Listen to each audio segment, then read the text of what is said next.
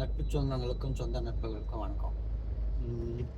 குறிப்பாக இந்த வீடியோ எதுக்குன்னா, இந்த வாட்டி தான் ஒரு வித்தியாசமான தேர்தல். ஒரு முன்னாடி இருமுனை தான் இருக்கும், மூன்றாவது வந்து யாராவது ரொம்ப வீக்காக தான் இருப்பாங்க. இந்த வாட்டி 4 முனை தேர்தல். ஓகேவா? இந்த 4 முனை தேர்தலில் அந்த 4 சக்திகள் யார் யார் அப்படின்னு சொல்லி பார்த்தோன்னா, குறிப்பாக பிற்படுத்தப்பட்ட, தாழ்த்தப்பட்ட மற்றும் ஒடுக்கப்பட்ட சிறுபான்மையினர் மக்கள் நலன் காக்க இருக்கிற கட்சிகள், எல்லாருக்கும் எல்லாம் அப்படின்னு எல்லாத்துக்கும் எல்லாமே கிடைக்கணும் அப்படிங்கிறத ஓரளவுக்கு செய்கிற கட்சிகள் என்னென்ன அப்படிங்கிறத கொஞ்சம் பார்ப்போம். முதல்ல 4 அணி. ஒன்று திமுக தலைமையிலான மதச்சார்பற்ற முற்போக்கு கூட்டணி யூபிஏ. இன்னொன்று அதிமுக தலைமையிலானன்னு சொல்லப்படுற பாஜக அணி, அதாவது தேசிய ஜனநாயக இல்லாத கூட்டணி. அது ஜனநாயகத்துக்கும் அவங்களுக்கும் சம்மந்தம் இல்லை ஆக்சுவலாக. மூன்றாவது புதுசாக வந்திருக்கிற அந்த நடிகர் விஜய் அவர்கள். நாலாவது ஏதோ ரைட்டோ தப்பு 15 வருஷமாக ஒரே கொள்கை, விவசாயம் பண்ணி தான் வாழணும், யாரும் படிக்காத வா, ஏன் இப்போ எல்லாருக்கும் படித்தா என்ன வேலை, எல்லாருக்கும் வேலையாக கிடைக்க போகுது, விவசாயம் பண்ணு, விவசாயம் சார்ந்த அப்படின்னு சொல்லிட்டு விவசாயத்தினால எல்லார் குடும்பமும் பெருசாக வளர்ந்துரும்னு நம்புகிற சீமான். மொத்தம் 4. இதில் முதல்ல வந்து இந்த திமுக அதிமுக அப்படிங்கிற அந்த கட்சிகளை கம்பேர் பண்ணுவோம். ஏன்னா அது 2 தான் பெரிய கட்சிங்க, ஜெயிக்கிறதுக்கு வாய்ப்புள்ள இல்லை ஆட்சி அமைக்கிறதுக்கு வாய்ப்புள்ள கட்சிங்க. விஜய் அப்படிங்கிற அந்த 3வது சக்தி ஓட்டு எடுக்கலாம். இந்த நம்ம இளைஞர்கள், இந்த கருத்தியல் ரீதியான இல்லை வந்து அரசியல் தெரியாத இளைஞர்கள் ஓட்டு போடுறதுனால வந்து அவங்க ஓட்டு வாங்கலாமே தவிர ஆட்சி இது பண்ண முடியாது. ஆட்சி பிடிக்கணும்னா உங்களுக்கு குறைஞ்சபட்சம் ஒரு 40-45% வாக்கு வாங்கணும். அதாவது போடுற 10 பேரில் 5 பேர் வந்து, இல்லை 4.5 கணக்கு, அதில் அத்தனை பேர் போட்டால் தான் ஆட்சி அமைக்க முடியும். அது வந்து என்னால் வந்து இப்போதைக்கு இந்த விஜயினால் பண்ண முடியாது. அதனால் அவங்கள விட்டுட்டு திமுகவும் அதிமுகவையும் கம்பேர் பண்ணுவோம். திமுகவும் அதிமுகவும் இப்போ திமுகவில் இருக்கிற கட்சிங்க யார் யார்? திமுக அப்படிங்கிறது வந்து வெறுமனே திமுக இல்லை. திமுகங்கிறது வந்து எப்போவுமே வந்து ஒரு கூட்டணி சார்ந்த கட்சி தான். ஏன்னா அவங்க எனக்கு தெரிஞ்சு தனியாக நின்னதில்லை. அவங்க கூட இப்போதைக்கு நிற்கிற கட்சிங்கெல்லாம் யார்? ஒன்று காங்கிரஸ், அதாவது நம்ம சுதந்திரத்துக்கு போராடின கட்சி, சரியா தப்பாங்கிறது அப்புறமா பேசுவோம். 2வது கம்யூனிஸ்ட், அதாவது உழைக்கும் தொழிலாளர்களுக்கும் ஏழை மக்களுக்காக உழைக்கிற கட்சி. 3வது பெரிய கட்சி அது விசிக, அதாவது ஜாதியை ஒழிக்கணும், சமத்துவம், சனாதனம் ஒழிப்போங்கிற அந்த அடிமட்ட மக்களின் குரலாக இருக்கிற விசிக. இது இல்லாமல் புதுசாக சேர்ந்திருக்க தேமுதிக, விஜயகாந்த் அப்படிங்கிற அந்த நல்ல மனிதனின் கட்சி. இது இல்லாமல் மதிமுக, அப்புறம் சிறப்பல கட்சிகள் கோமாதேகா, அப்புறம் நிறைய இருக்குது, முஸ்லீம்கள் சார்ந்த, கிறிஸ்துவர்கள் சார்ந்த. அதாவது இது வந்து ஒரு வண்ணக்கலவை, அது ரெயின்போ மாதிரி. எல்லாரும், அதாவது திமுகங்கிற ஒரு கட்சி வந்து தப்பானது, சம்பாதிக்குது, அப்படி இப்படிங்கிற இந்த மன கண்ணோட்டம் இருந்ததுன்னா இத்தனை நல்ல ஃபோர்ஸஸ் வந்து ஒன்று சேர்ந்து நிற்கிது. அதனால் வந்து திமுகங்கிறது வந்து சரியா, ரொம்ப சரியா, ஏன் வந்து அவங்களே குடும்பத்திலே வந்து பதவியும் வச்சிருக்கிறாங்க அப்படிங்கிறது சரிதான். ஆக்சுவலாக அது அந்த கேள்வி சரி. அதை வந்து நம்ம இந்த மாதிரி கூட்டணி கட்சிகள்லாம் சேர்ந்து அதிகாரத்தை பகிரும் போது அது தானாக மாறும் நம்புகிறேன். குறிப்பாக என்ன மாதிரி அடிமட்டத்திலேருந்து மேலே வந்தவர்கள், நம்மளை மாதிரின்னு சொல்லலாம் ரைட்டா, வந்தவர்களுக்கு ஏதோ ஒரு விதத்தில் இந்த திராவிட கட்சிகள் திராவிடங்கிறதெல்லாம் விட்டுருவோம், திராவிட கட்சிகளோட கொள்கையினாலும் அவங்க போட்ட திட்டங்கள்னாலும் ஏதாவது ஒரு பலன் இருக்கும். நான் வந்து வெறுமனே வந்து ஒரு 30,000-40,000 கொடுத்தது முடிச்சிட்டேன் இன்ஜினியரிங் டிகிரி. வருஷத்துக்கு எனக்கு 2,500 ரூபா தான் ஃபீஸே ஆச்சு. சரிங்களா? இப்போ இந்த திமுக கூட்டணிங்கிறது வந்து ஒரு எல்லா மதத்தையும் எல்லா ஜாதியையும் சேர்த்த ஜாதி மத பேதமற்ற ஏழைகளுக்கான கூட்டணி, அதாவது ஏட்டளவிலையாவது இதை சொல்லி நிற்கிது.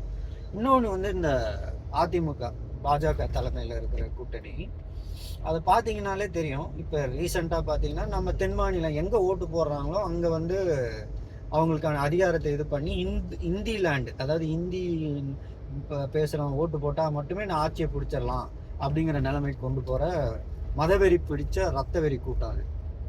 அதாவது அவங்கள பொறுத்த வரைக்கும் ஒரே நாடுன்ற போர்வைக்குள்ள ஒரே மதம், ஒரே ஜாதி, ஒரே உணவு பழக்க வழக்கம், ஒரே மொழி, இதே மாதிரி எல்லாமே ஒரேன்னு பேசுகிற ஒரு கட்சி. அவன் வந்து அதிமுக இங்கே வந்து உடஞ்சி கிடக்கிற அதிமுக, அதாவது ஜாதியால் பிளவுபட்டு இருக்கிற அதிமுகங்கிற முகமூடியை போட்டுட்டு நம்மளை ஆதிக்கம் செலுத்த வரான். அவனால் நமக்கு என்னெல்லாம் இப்போ திமுக இல்லாமல் அதிமுக கூட கூட்டணியில் ஓபிஎஸ் இபிஎஸ் ஆட்சி ஆண்ட போது என்னத்தெல்லாம் பண்ணாங்க? நீட்டை உள்ளே கொண்டு வந்தாங்க. கலைஞர் ஜெயலலிதா இருக்கும்போது வரைக்கும் நீட்டு உள்ளே வரலை. அதே மாதிரி ஹிந்தி பேசணும், மும்மொழி கொள்கை. அவனோட அஜெண்டா வந்து அந்த ஆர்எஸ்எஸ்ங்கிற அந்த சங்க பரிவார் ஐடியாலஜி, அதாவது அவங்களோட கொள்கையில் நம்ம மேலே திணிப்பான். அவனுக்கு அவர் பெரும் கனவு இருக்குது. இந்தியாங்கிற அவனோட டெஃபினேஷனுங்கிறதே வேறு. அதாவது இந்து ராஷ்டிரம், ஹிந்தி பேசும் மொழி, எல்லாமே இந்து தான் நம்மளோட தொடர்பு மொழி, இப்படி ஆக்கணுங்கிற ஆசை கொண்டவன். சரிங்களா? ஸோ அவன் வந்து அதிமுகங்கிற முகமூடியில் வரான். இப்போ இவங்க 2 பேரில் ஒரு பக்கம் மதம் சார்பு வேணாம், ஜாதி சார்பு வேணாம், ஏழை மக்கள் முன்னேறணும்னு நினைக்கிற ஒரு 7-8 கட்சிங்க ஒன்றா சேர்ந்து, இல்லை 20 கட்சிங்கன்னு சொல்கிறாங்க, இத்தனை ஒன்றா சேர்ந்து நிற்கிது. இன்னொன்று வந்து மதம் வேணும், ஒரு மொழி வேணும், ஹிந்தி பேசணும், உணவு பழக்க வழக்கங்கள், இது மாதிரி நம்மளோட மோனார்கி அப்படின்னு சொல்லுவாங்க. அதாவது பவர் எல்லாத்தையும், அதாவது ஸ்டேட்டுங்களுக்கு, மாநிலங்களுக்கு தனியான பவர் இல்லாமல் நாட்டு தனியாக மேலே கொண்டு போயிட்டு டெல்லியிலேருந்து முழு இந்தியாவையும் ஆதிக்கம் செலுத்தணும்னு நினைக்கிற ஒரு கட்சியோட கூட்டணி. இப்போ இவங்க 2 பேரில் நான் சொல்லும் போதே உங்களுக்கு புரியும் யாருக்கு நம்ம கூட நிற்கணும் அப்படிங்கிறது உங்களுக்கு புரியும்னு நம்புகிறேன். இதுக்கு இந்த வாட்டி ஒருவேளை நம்ம வந்து அதிமுக கூட்டணிக்கு ஓட்டு செலுத்தினா, இப்போ டீலிமிட்டேஷன் அப்படிங்கிற அந்த, அதாவது நம்மளோட அதிகாரங்களை குறைக்க முயற்சி பண்ணுறவனுக்கு உடைச்ச திமுகவும் அந்த கூட்டணி கட்சிக்கும் அகெயின்ஸ்டாக நம்ம போகிறோம்னு அர்த்தம். அது பண்ணக்கூடாது நம்ம. சரிங்களா? இது இல்லாமல் நம்ம வந்து மாநிலத்துக்குன்னு சுயாட்சி இருக்கணும் இல்லையா? நம்ம இப்போ நமக்கு அங்கே சப்பாத்தி சாப்பிட்டாங்கன்னா நம்ம இங்கே கூழ் கஞ்சி சாப்பிட்றோம், தோசை இட்லி சாப்பிட்றோம். நம்மளை வந்து சப்பாத்தி சாப்பிட்ற சொன்னான்னா எப்படி இருக்கும்? அதே மாதிரி தான் நமக்குன்னு ஒரு வாழ்வியல் இருக்குது, கலாச்சாரம் இருக்குது, நமக்குன்னு ஒரு மொழி இருக்குது, இலக்கியம் இருக்குது, வரலாறு இருக்குது. இது எல்லாத்தையுமே வந்து அவன் கண்டுக்க மாட்டான். அவனை பொறுத்த வரைக்கும் வட இந்தியன் சார்ந்த அரசியல், அதை வந்து முக்கியமாக அங்கேருந்து கண்ட்ரோல் பண்ணணும், இல்லை நம்ம வந்து அங்கேருந்து நம்ம மேலே திணிக்கணும்னு நினைக்கிறதெல்லாம் ரொம்ப தப்பு. அவங்களோட நம்ம நிற்கக்கூடாது. ஸோ இப்போ இந்த 2 கட்சியில் வரும்போது உங்களுக்கே புரிஞ்சிருக்கும் யார் கூட நிற்கணும். அதில் குறிப்பாக நம்ம ஏரியா பக்கம் வருவோம், கடலூர் மாவட்டம், இல்லை அதை சுற்றி வாழ்கிற நம்ம மக்களுக்கு கடந்த 30 வருஷமாக திருமா அப்படிங்கிற அந்த அந்த குரல் வந்து ஒழிச்சிக்கிட்டு இருக்கு. நிறைய பேருக்கு தெரியாது, இப்போ இருக்கிற பசங்களுக்கு. அந்த 80-90களில் பாமக வளரும் போது எப்படி வந்து கஷ்டப்பட்டோம் அப்படிங்கிறது இருக்குது. நானே 24 கிலோமீட்டர் நடக்க வேண்டியது இருந்தது. நிறைய வாட்டி வந்து வேன் வரும், திடீர்னு வேனை நிறுத்திடுவாங்க பரங்கிப்பேட்டைக்கும் கடலூருக்கும், அப்புறம் பஸ்ஸில் போகணும். இந்த மாதிரி ஏகப்பட்ட இது வந்து நிறைய குறைஞ்சிருக்கு. நம்ம இப்போ ஜாதியால் நம்ம வந்து அடிச்சுக்கிட்ட காலங்கள் வந்து கிட்டத்தட்ட முடிஞ்சிருச்சு. அடிச்சுக்கிட்டது முடிஞ்சிருக்க வழியாக ஜாதியை வெறுப்பு இன்னும் இருக்க தானே செய்யுது. ஆனால் அந்த அடிதடி முடிஞ்சதுக்கு வந்து முக்கியமான காரணமாக நான் பர்சனல் எக்ஸ்பீரியன்ஸ், அதாவது சும்மா நான் சொல்லாமல் நானே கூர்மையாக கவனித்ததில் வந்து அவர் திரும்ப வந்து பெரும் பங்கு அவரோடது வந்து இருக்குது அப்படின்னு நான் நம்புகிறேன். சரிங்களா? நம்புகிறேங்கிறத தாண்டி அதான் நிஜம், அதான் உண்மை. சரியா? ஸோ அவர் வந்து ஒரு கட்சியோட நிற்கிறாருன்னா அவர் கருத்தை வலுப்படுத்துறது அப்படிங்கிறது வந்து நம்ம மக்களுக்கு வந்து ரொம்ப முக்கியமான ஒரு விஷயம். அது வந்து அவரோட நம்ம கருத்தை வலுப்படுத்தணும். நம்ம சின்ன பசங்க பார்க்குறவங்களும் தயவுசெய்து இதை புரிஞ்சுக்கோங்க. ஒரு இந்த பிஜேபியை சார்ந்த HI ராஜா சர்மா இவங்கெல்லாம் வந்து விஜய் வந்ததுனால வந்து திருமாவளவன் கூட்டம்லாம் ஓட்டு தான் பிரியும், நாங்கள் ஈஸியாக ஜெயிச்சிடணுன்ற அந்த திமிரு எங்கேருந்து வருதுன்னா, நம்மளை வந்து ஈஸியாக வந்து அவன் என்ன சொல்ல வரான் அப்படின்னா என்ன அர்த்தம்? நம்ம வந்து நடிகர் பின்னாடி போவோம், இல்லை குவார்ட்டர் பிரியாணி நமக்கு யோசிக்கிற புத்தி இல்லைன்னு சொல்கிறோம். அப்படி கிடையாது. நம்மளும் படிச்சிருக்கோம், நம்மளும் மேலே வந்திருக்கோம். நம்ம வந்து அதெல்லாம் பார்த்து தான் ஓட்டு போடுவோம் அப்படிங்கிறத இது பண்ணோம். இதே பாமகக்கு பார்த்தீங்கன்னா ஒவ்வொரு எலெக்ஷன்லேயும் பெரும் தொகை கைமாறுது, நிறைய தொகுதி தராங்க. ஏன் அப்படின்னா ஜாதியை சார்ந்து அவங்களால ஓட்டு வந்து ஒன்று கூட்ட முடியுது. அதே வேளையில் இங்கே நம்ம இங்கே விசிகே சார்பாக பார்த்தீங்கன்னா இது வரைக்கும் நான் இந்த ஜாதி, அதனால் இந்த ஜாதிக்காரன் ஓட்டு போடுன்னு அவங்க மேடையில் பேசி நான் பார்த்ததில்ல. அதே வந்து பாமக மேடையில் அதை நான் கேட்டிருக்கேன், சத்திரியன் அப்படின்னு சொல்லி. ஸோ நம்மளோட பிரிகிற ஒவ்வொரு ஓட்டும் நமக்கு அசிங்கம். அதை கொஞ்சம் புரிஞ்சுக்கோங்க. அது கிறித்துவ மக்களாக இருக்கட்டும், நம்ம இந்த மக்களாக இருக்கட்டும், தயவுசெய்து அதை புரிஞ்சுக்கோங்க. அது வந்து நமக்கு அசிங்கம்.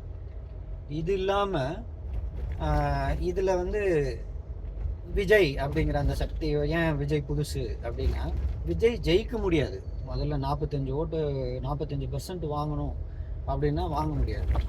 அங்கே போடுற ஓட்டு நம்ம வந்து பிரிகிற அந்த ஒவ்வொரு ஓட்டும் அதிமுகவுக்கு சாதகமாக போயிடும். அதை வந்து நம்ம செய்யக்கூடாது. அது ரொம்ப தப்பாகிடும். அதிமுக அழகாக ஜெயிச்சுட்டு வந்துடுவாங்க. குறிப்பாக இப்போ சிதம்பரம் இப்போ தமிழ் முன்னன் சாரி நிற்கிறாருன்னு வச்சுக்கோங்களேன். இப்போ நம்ம ஓட்டு பிரிஞ்சதுன்னா அந்த ஓட்டு அந்த பக்கம் வந்து ஜாதியால் ஒன்றுபட்ட ஓட்டு வந்து ஜெயிச்சிடும். நம்ம ஏரியாவில் அதிமுக பலமாக இருக்குன்னு நம்புறதுக்கு காரணமே வந்து பாமக தான். எப்போவுமே அவங்க 2 பேரும் கூட்டணியில் இருக்காங்க. பாமக 1 இயர் ஓட்டு அப்படியே ஒன்று சேருது. அது வந்து திமுக அப்படிங்கிற ஓட்டும் பிரியுது. நான் அப்படியே எல்லாரும் போட்டுடுறாங்கன்னு சொல்ல ஜாதியினால். ஆனால் அதை ஓட்டு சேருது. அதனால தான் வந்து ரொம்ப கஷ்டப்படுறாங்க ஜெயிக்கிறதுக்கு மற்ற கட்சிகள், மதச்சார்பற்ற கட்சிகளோ மற்ற விசிகாலாம். அதுக்கு நம்ம இடமளிக்கக்கூடாது. ரைட்டா? விஜய் அப்படிங்கிறது வந்து இது வரைக்கும் வந்து கொள்கை சார்ந்த அரசியல் பேசுகிறதா தெரியல. அதாவது நடிகர் சார்ந்த அரசியல், அந்த சினிமா கவர்ச்சி சார்ந்த அரசியல் தான். எடுத்த உடனே அவங்கள வந்து நான் எதுவுமே பண்ண மாட்டேன், ஒரு வீட்டுக்குள்ளேயே பனையூர்லேயே இருப்பேன், எல்லாரும் எனக்கு ஓட்டு போட்டுருங்க, சின்ன பசங்களாம் சொல்லி அவங்க அப்பா அம்மா ஓட்டு போட வச்சுருங்க, நான் சிஎம் ஆயிடுவேன் அப்படின்னா அப்படி கிடையாது அரசியல். இப்போ நான் வந்து ஒரு 30 வருஷம் நான் படிக்கிறேன். இந்த அரசியலை படித்து என்னோட புரிதல் வந்து இருக்குன்னா, திடீர்னு ஒரு 1-2 வருஷத்தில் நீ வந்து சிஎம் ஆயிடுறேன்னா எவ்வளோ கொடுமை அது. தயவுசெய்து நான் ஓட்டு போடுற இளைஞர்கள், குறிப்பாக பெண்கள் யாராவது குழம்பு இருந்தீங்கன்னா அவங்க வந்து புரிஞ்சுக்கோங்க. அரசியலுங்கிறது ஒரு வருஷத்துக்கு கனவு கிடையாது. அது வந்து கடுமையாக உழைச்சி மக்களோட வலி வேதனை வந்து பெரும் லெவலில் இருந்து, அதாவது சாதாரணமாக இப்போ நான் போகும்போது இப்போ ஒருத்தவங்களுக்கு வெள்ளம் வந்துருச்சுன்னா காசு கொடுக்குறேன், இல்லை அது மாதிரி கிடையாது. அரசியலுங்கிறது ஒரு ஒரு பெரும் மக்களுக்கானது. அது வந்து ஒரு லாங் டேர்ம் ப்ராசஸ். அதை வந்து புரிஞ்சுக்கணும். அதாவது கொள்கை அளவில், திட்டங்கள் அளவில் எப்படி வந்து மக்களை வந்து தூக்கி விடுறது அப்படிங்கிற அந்த இதெல்லாத்தையும் புரிஞ்சுக்கிட்டு நம்ம அதுக்கு தகுந்த மாதிரி ஓட்டு போடுறது தான். அதனால் எனக்கு வந்து பொறுத்த வரைக்கும் விஜய்ங்கிறது குறுக்க வந்த கௌஷிக் தான். அவங்களுக்கு போகிற ஓட்டு அதிமுகவுக்கு போகிற ஓட்டு தான். ஏன்னா அதிமுக பாஜகங்கிற அந்த மதவெறி பிடிச்ச கூட்டத்துக்கு போகிறது தான். ஏன்னா நம்மளது போடுற, ஏன்னா அவங்களே நம்புகிறாங்க. அதாவது அதிமுக பாஜக என்ன நம்புது, அடித்தட்டு மக்கள் தான் வந்து விஜய் பின்னாடி போகிறாங்க, அதனால் நம்ம ஓட்டை வாங்கிட்டோம்னா ஜெயிச்சிருவோம்னு எவ்வளோ நக்கல் நையாண்டியாக சொல்கிறோன்னா அதுக்கு நம்ம இடம் கொடுக்கக்கூடாது. புரியுதுங்களா? தயவுசெய்து இதெல்லாம் நல்லா யோசித்து பார்த்து கரங்கள், அதாவது சமத்துவம், ஜாதி ஒழிப்பு, மதவெறி இல்லாத எல்லாருக்குமான அரசியல் வந்து சரி பண்ணும். இதுக்கு நடுவில் வந்து திமுக சரியா அப்படிங்கிற கேள்வி, திமுக எல்லாமே சரின்னு சொல்ல முடியாது. ஆனால் அது வந்து பிபி சுகர் மாதிரி. ஆனால் இவனுங்க அதிமுக பாஜகலாம் கேன்சர் மாதிரி. அவனுங்களை உள்ளே விட்டோன்னா நம்ம எந்திரிக்க முடியாது. புரிஞ்சு ஓட்டு போடுங்க. நன்றி, வணக்கம்.